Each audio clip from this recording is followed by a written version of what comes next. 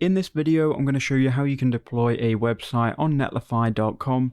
So head over to netlify.com and sign up for your free account.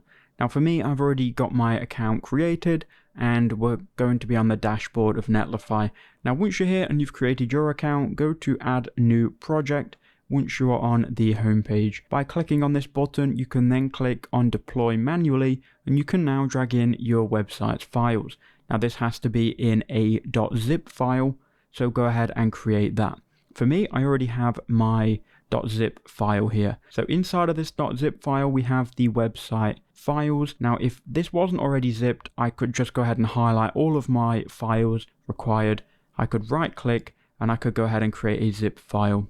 So just to show you, like, it would look something like this. We would highlight it, we would right click, and then we could go ahead and compress to zip file. Once we've got this compressed, call this whatever you want.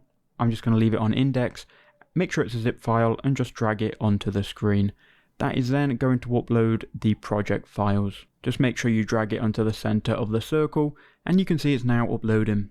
Now we've done that, it's going to take us into that project, and in future if we want to get back to it, we can just go ahead and click on projects and then you'll see it on your home page here. Now we can click on the subdomain which has already been given to us by Netlify, and your website will be live, it will be hosted, it will be ready to go. So here is our website. So that is how you would do it. I hope that video helped you out.